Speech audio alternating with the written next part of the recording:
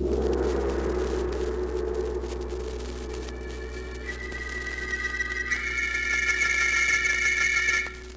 Sealed Book.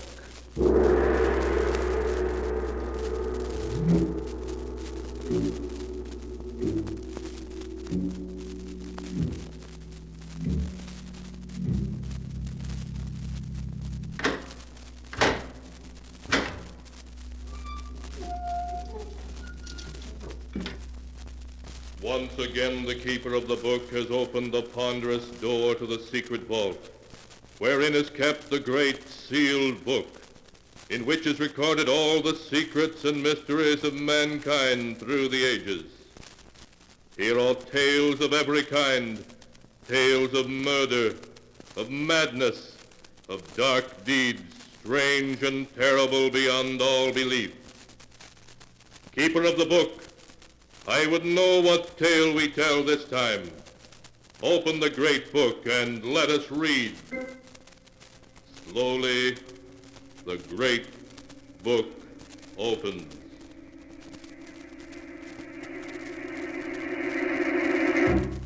One by one, the keeper of the book turns the pages and stops.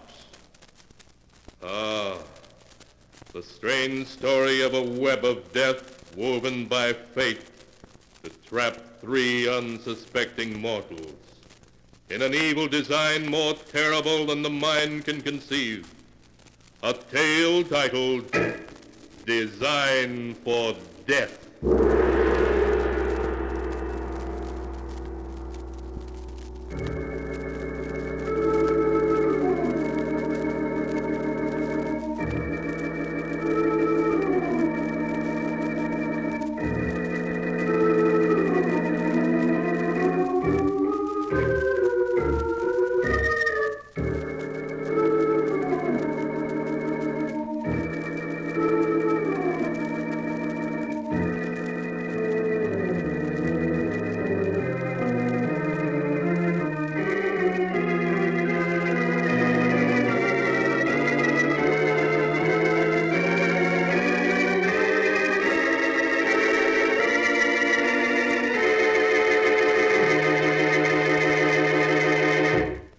Here is the tale, Design for Death, as it is written in the pages of the sealed book. The story begins deep in the lonely solitude of the Maine woods.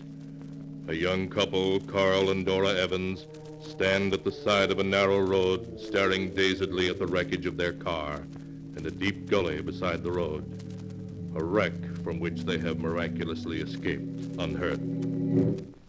Carl, I told you we shouldn't try to make the Canadian border by tonight. If you hadn't been driving so fast, you'd have been able to take that curve.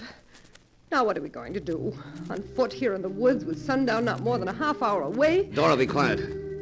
I think I hear something. Listen.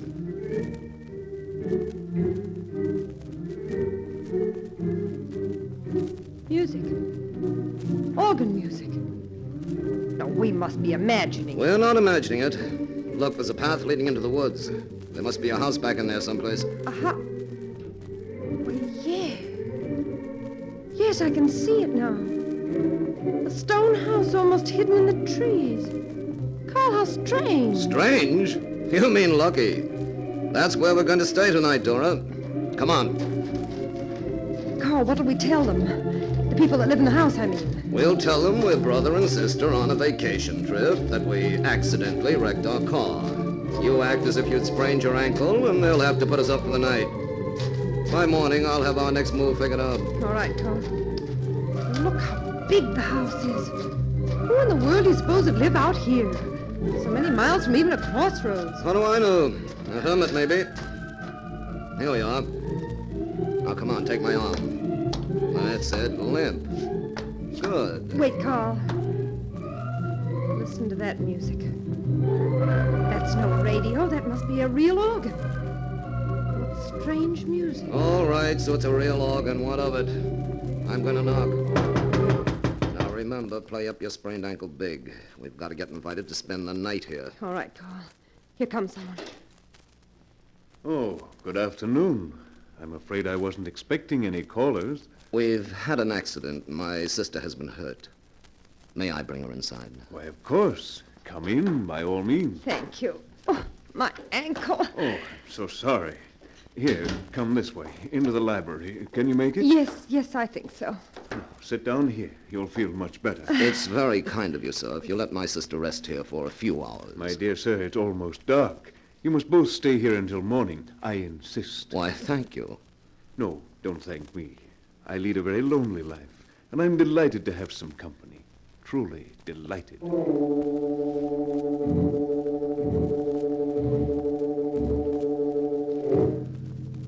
Their host introduced himself as Mordred Vance, a recluse whose health required him to reside there in the bracing atmosphere of the pine woods.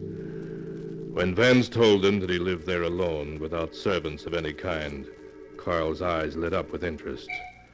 Later, when Mordred Vance had shown them to their rooms and said goodnight, Carl lingered for a low-voiced conversation with Dora. Well, Dora, how do you like it? Like what, Carl? The setup, this house, Vance, everything. If we had to have an accident, we couldn't have picked a better spot for it. Carl, what scheme have you in mind now? Listen, this guy Vance is a recluse, hardly ever goes into town. He hasn't any radio, never reads the newspapers. That means there's practically no chance of us ever finding out we're running away from the police. So you and I are going to stay here as long as we can. But will Vance want us here? Oh, sure, he went for you in a big way. Okay, it'll be 2 or 3 days before you feel well enough to leave. And by then, he'll be hooked. We'll make him want us to stay. And look, baby, he must be rich. You saw the rugs and furniture. Yes, and that big organ in the library. Must have cost thousands. At least. Well, of course, he must be a bit of a crackpot to want to live here with no servants, but he's a nice, harmless one.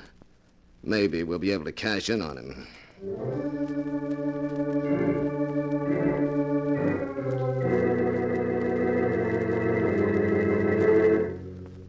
That night, Carl slept well. In the morning, inwardly exulting at their luck, he helped Dora downstairs. As they descended, they heard their host once again playing the organ in his library.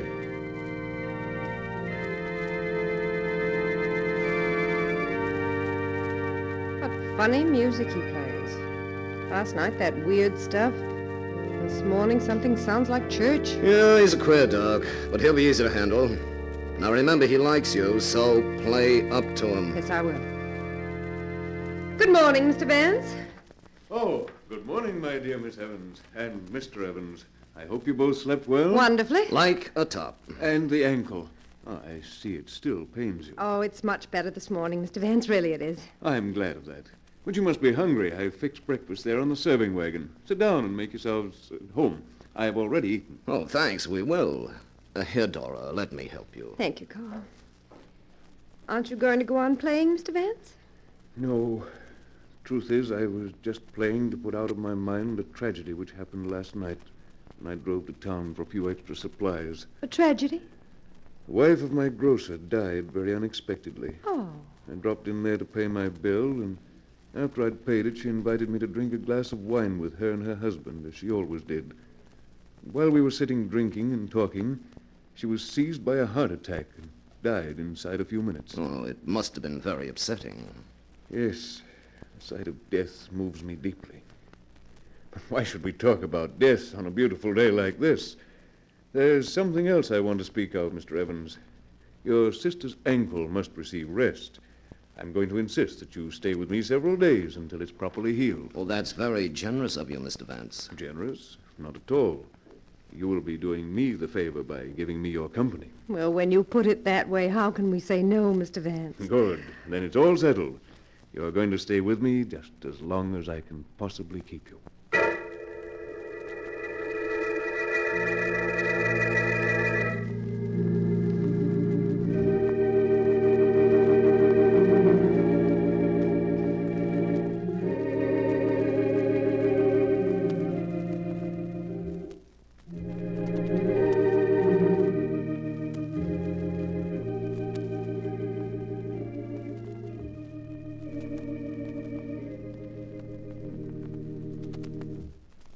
How did you like that, Dora? That was lovely, Mr. Vance. You've never played like that before. So... Romantically? I was playing like that because of you. Because of me? Of course. Listen to me, Dora. You've been here a week, and surely by now you must know I'm in love with you. Yes, I guess I did know it. I'm not a poor man, you know. I'll show you something. Come over here, Dora. Wait till I move this screen. There. What? There's a safe behind it. Yes. Now watch. I shall open it and you shall see. There. Now this cash box. Look, my dear. What? It's full of money. Yes. $50,000 in $100 bills. My emergency fund. There, I'll put it away now. I just wanted to show you that I'm not penniless because, Dora, I want you to marry me. Marry you? You must give me a little time to think about it, Mr. Vance. Of course, my dear, by all means. Give me your answer tomorrow, but only remember, I'll not let you say no.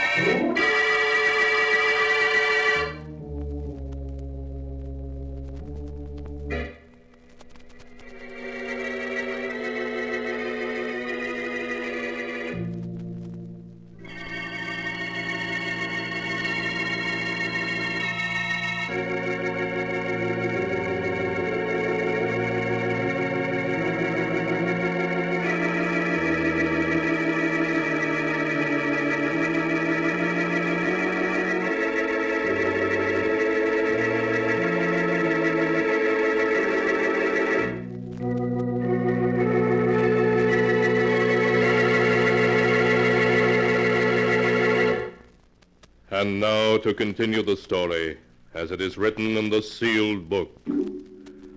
Not knowing that Dora is really Carl's wife, Mordred Vance, a rich recluse, asked Dora to marry him. Carl, for reasons of his own, was annoyed with Dora for not accepting Vance at once. He showed you $50,000 and asked you to marry him, and you said you'd think it over. But, Carl, I'm your wife. Just because he thinks I'm your sister... I know. But don't you see, if he thought you were going to marry him, we could stay here indefinitely? I didn't think of that. So you're going down and tell him you've decided to... Now, wait. What is it, Carl? I have a better idea. We need that $50,000. It would fix us up for life. What are you getting at? Listen, Dora. Not a soul knows we're here outside the three of us. If Vance were dead, no one would know we'd ever been here. You mean kill him?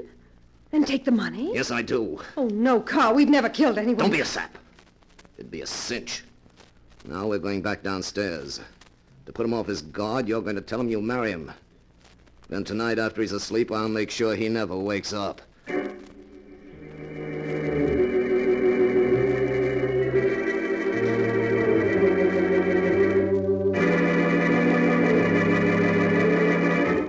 Obedient to Carl's instructions, Dora has told Mordred Vance that she will marry him. As Vance proposes a toast to their future happiness. And now we'll drink a toast to... What's that? There's someone at the front door. But I'm not expecting anyone. Who in the world can it be? Mordred? Mordred, where are you? Justina. Oh, here you are. Why didn't you come to the door? I was just going to. I have guests. Yes, so I see. And who are they? Very dear friends of mine. Miss Evans, Mr. Evans, my sister Justina. How do you do? How do you do? How do you do? Mordred, I'm surprised. Surprised at what? You know perfectly well. But Justina... Let's not argue before your guests. No, of course not. Dora, Carl, will you excuse me? I haven't seen Justina in several months. We have some family matters to talk over. Of course. We'll go on up to our rooms. Yes, it's just about time to turn in anyway. I'll see you in the morning. Good night, Dora. Good night. Good night, Carl. Good night. Good night, Miss Good night, Vance. Miss Evans. Well, so you've forgotten your promise, have you, Mordred? What promise? You know perfectly well the conditions on which the family agreed that you could live out here in the woods, Mordred. No visitors, no trips, complete isolation. I think I should tell you, Justina, that Miss Evans has done me the honor to agree to marry me. Oh, she has she? Well, I'll fix that. Justina, you shall not interfere. Mordred, if they don't leave the first thing in the morning, this whole arrangement is canceled. Much as the family will regret it, we'll have to see that you go to an asylum. I'm perfectly well now, Justina. Just what brought you here anyway? An impulse brought me. I suddenly got to wondering about you, and I drove up here to see how things were. Just in time, too, apparently. I see. You just happened to drive up here. Very well, then. They shall go. I suppose you plan to stay all night. Yes, I do. I'll stay until after they've gone. Then you can have the front room. You look tired. Will you have a drink of wine with me before you go up? Well, perhaps. A small glass, please. Splendid. I know you have my interest at heart, Justina, so we'll drink to our continued friendship.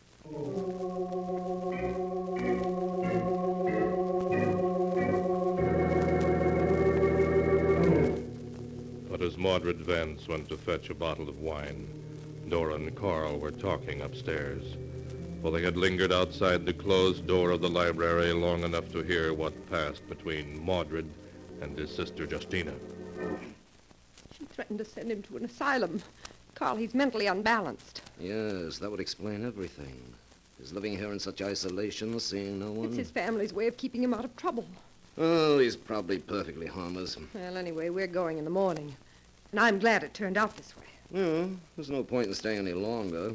Now that his sister has seen us, it would be too risky to try our little scheme. Oh, in the morning, we'll be on our way.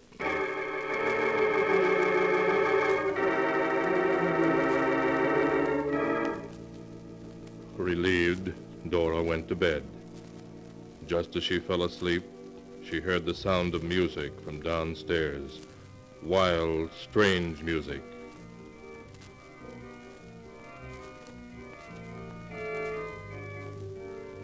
She listened a moment, but she was used to hearing the organ play now, and it did not disturb her sleep. In the morning, when she and Carl descended, their host was again playing, as he had been the first morning after their arrival. Curious music, almost unearthly in quality. But he stopped as they entered the library. Oh, good morning. I hope you slept well. Yes, very well. How is your sister this morning?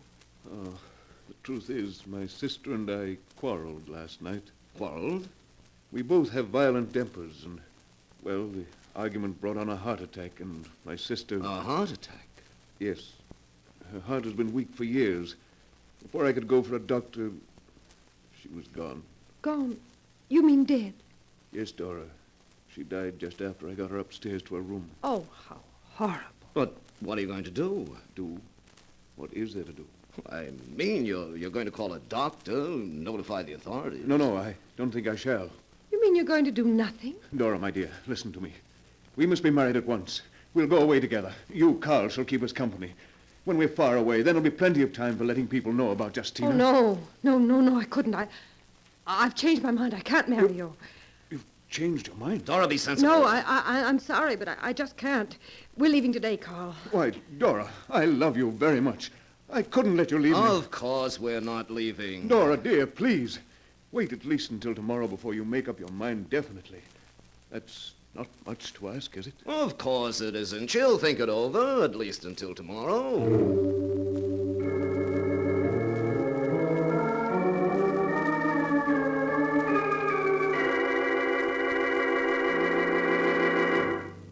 But why, Carl. Why can't we go today? Why must we wait? Dora, listen, I have a new plan. His sister is dead. Her heart attack was a stroke of luck for us. Now we can go ahead as we planned. You mean... Yes, we'll arrange it to look like a suicide. When their bodies are found, the authorities will think he killed himself in grief. Oh, I don't like it. It'll work perfectly, I tell you. And we need that money. Something will go wrong, I know it. Nothing can go wrong. Now, here's how we'll work it. I have my gun Carl, here. listen. What is it? He's playing that awful music Well, again. what of it? It frightens me. I don't know why. It's just so strange. Oh, forget about it. Now, just before it gets dark, we'll go down and I'll step up close to him and then...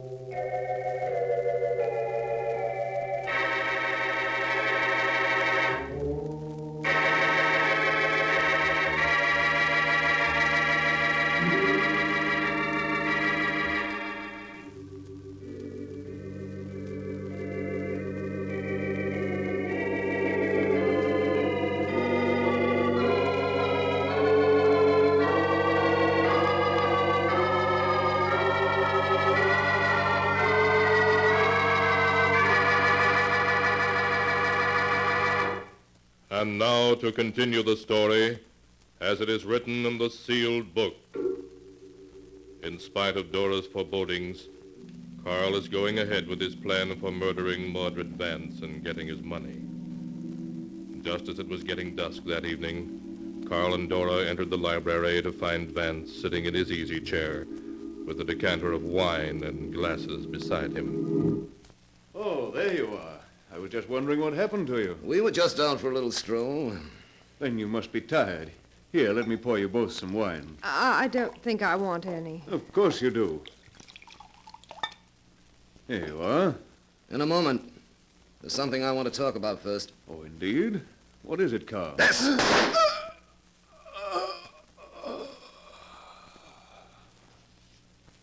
He's dead. Yes, and it couldn't have been neater either. Now I'll clean my fingerprints off the gun. Then I'll put his fingerprints on it like this. And with the gun on the floor here beside the chair and his hand dangling over the chair arm, it's a perfect case of suicide. Please hurry, Carl. I want to get out of here. Yes, of course. We can use that wine now. You need a drink, and so do I. Yes, I do. Thanks. That helps. But now let's get that safe open. Over here behind the screen, isn't it? Yes, that's it. Yes, here it is. I hope you were smart enough to notice the combination when he opened it for you. Yes, I did. I'll open it. There. Good. Now, let's see what we've got. The money was in that cash box. Right. There we are. Did you ever see a prettier sight? Just take the money and go, please, Carl. Don't be in such a hurry. Let's see what's in this other box. That's funny. What's in it? Just a bunch of old newspaper clippings. Some of them are so old they've turned yellow. Good heavens. What is it, Carl?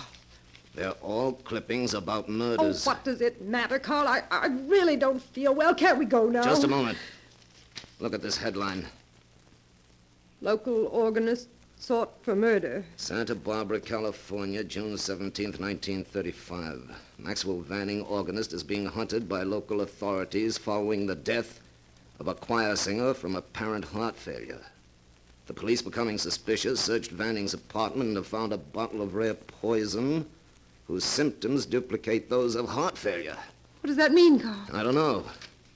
Here are 8 more clippings covering a period of about 10 years.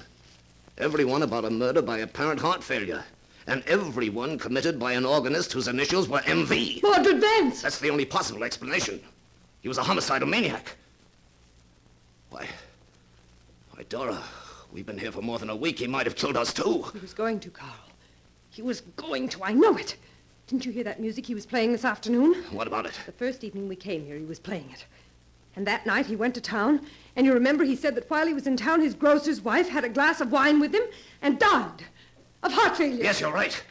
He killed her. And then last night, after his sister arrived, he was playing that music again. And this morning, his sister was dead of heart failure. Yes, and several of these clippings mention weird organ music heard before the bodies were discovered. Of course. And this afternoon, he was playing that same music again. That means he was planning to kill us. Us, Carl, because we were going away. You're right.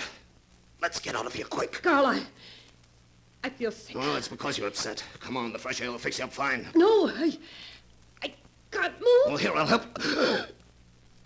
Something is wrong with me. My heart.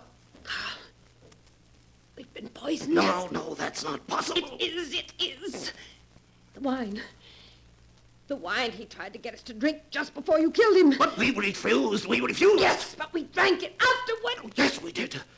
And it was poisoned, Carl. Don't you see? That's how he planned to kill us. And he's done it. He's done it. That's funny. We planned to kill him, and he planned to kill us. And we both succeeded.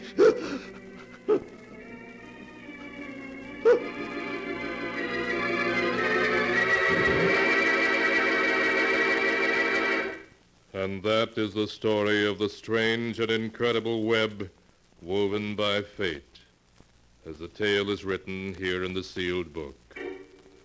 2 murderers, each seeking a victim, met, and so brought about each other's downfall. Twisted indeed are the strands of fate in which destiny entangles mere mortals.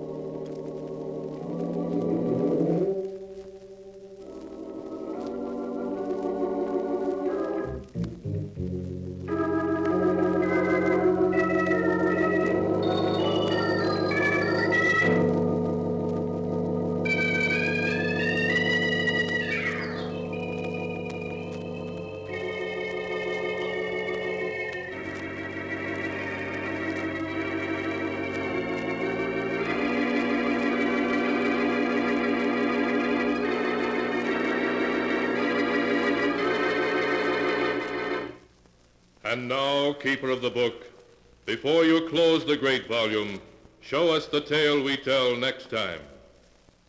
This one, yes, a tale of 2 men who tried to drive an old woman insane by turning themselves into ghosts while they were still alive, and of the strange and terrible success that crowned their efforts.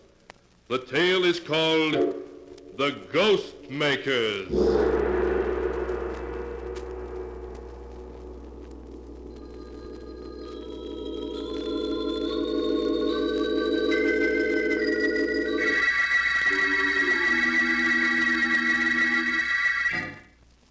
Be sure to be with us again next time, when the sound of the great gong heralds another strange and exciting tale from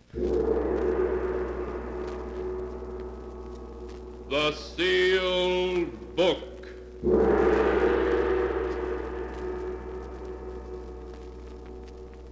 The Sealed Book, written by Bob Arthur and David Cogan, is produced and directed by Jock McGregor.